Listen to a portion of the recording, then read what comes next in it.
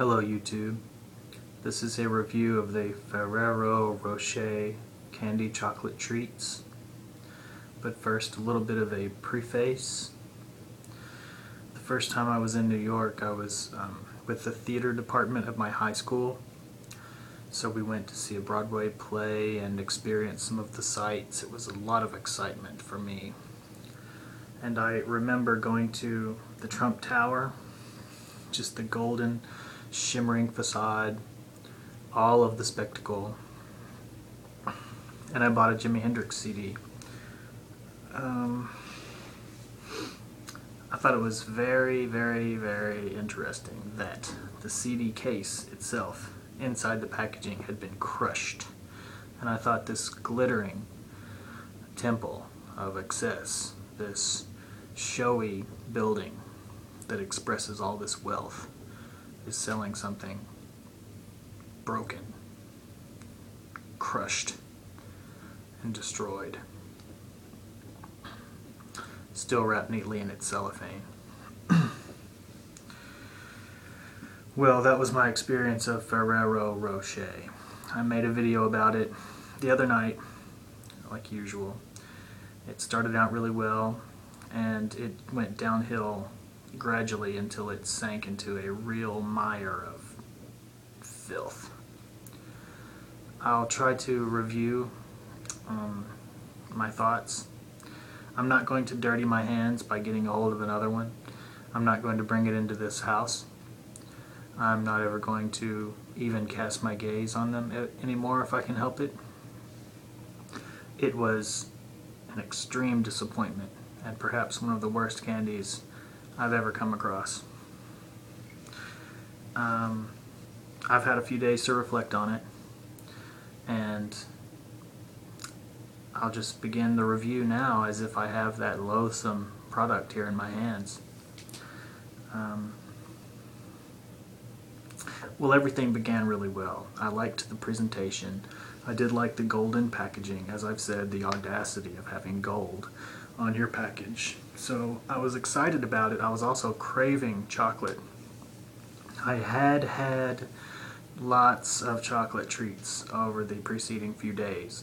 I'd had some Raisinets and some Turtles, and I like both of those candies. And I'd also had 2 chocolate bars of Ghirardelli caramel squares, and they are excellent. My main critique of the Ghirardelli squares in my Ghirardelli video was that the outer portion, the chocolate, was far too thin and it dissolved really fast in the mouth, and there wasn't any bite, there wasn't any good texture that I could enjoy before I got to the caramel inside. But I discovered that they do make larger bars with a nice, substantial, crunchy chocolate around very tasty caramel. So I bought 2 bars and ate them quickly, and I'm going to get some more very soon. So anyway, I was craving chocolate, and I thought I'll get this video out of the way, have a couple of nice treats, and get on with the rest of the evening. But what happened was just a nightmare, a very, very bad scene. So I deleted the video. I didn't post it, and I was just going to kind of forget about it, but I was watching some other videos on YouTube tonight and remembered that experience, and after a shudder, I decided I would just, revisit my thoughts here. So I liked the number 3, and I loved how you got 3 little treats, and the packaging was very nice. It had like a faux paper band built into kind of the plastic outer packaging, and everything was well and good. I started digging into it, and first of all, the first problem was that they were encased in foil, and the foil was kind of glued down to these little paper cups, which reminded me of Reese cups, which I don't like. And some of the fake foils are fine. Those are workable. It's kind of like, well, like a false foil. So you've got the paper, and then on the outside it has like the crinkly texture and appearance of foil, but it's not really foil. So I thought maybe I was in for that, but instead it was the foil that just shreds into little bits, and there was like this scalloped edge on the side, so it was crumbling into foily bits, and I don't like having foil around my food at all, because foil just does have the tendency to, well, shatter into tiny flaky bits. And I don't want to really be devouring foil or thinking that I'm going to, or having to worry about picking it out of my food. The only exception is Chipotle, because I like Chipotle enough to overlook, forgive that oversight. Anyway, as I'm picking it apart, I'm evaluating the chocolate, I'm reading the ingredients label. Everything seems on the up and up. And it was only soured by that foil. That could have been forgivable if the treat itself was okay, but it wasn't.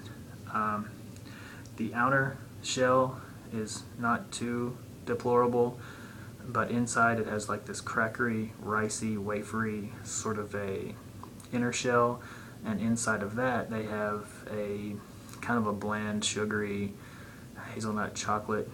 And when I tasted it on its own, it wasn't actually very good. And then it's got a hazelnut in the center. So all these elements, when you consider them as a whole, it seems like it's going to be a wonderful treat. However, it tasted like wet paper, gunky cardboard, and then as I was disassembling one of them, the flaky crust was moving up into my sinuses as I was trying to talk and discuss the product and breathe at the same time. So I was like choking on these feathery, flaky little bits of this tasteless, cardboardy wafer that was ruining the product. If they would have gone for more of a clean attempt with just kind of like a really nice flavorsome hazelnut chocolate and maybe just a crispy outer shell, it could have been perfect, given that they would have made some better choices about the packaging. But instead it became this awful mess. It was spilling all over my table. My hands were covered in the product. It led me down a dark, dark corridor, and I was thinking to myself, envisioning all these terrible things that humanity is capable of. Flashes of travesties were coming into my mind, and I was having a really hard time turning it around and thinking about the beauty and the goodness in life. And it's all attributed to the Ferrero Rocher candy. So I don't recommend it. I'm not going to ever be reviewing one of those products again. I'll certainly not be bringing them into the home and giving them another try. Let me see, I guess that's really just about all I had to say. So it was just awful. And before I go too far and this video too becomes just an awful mess, just bear in mind that I'm not a fan of the Ferrero Rocher candy line.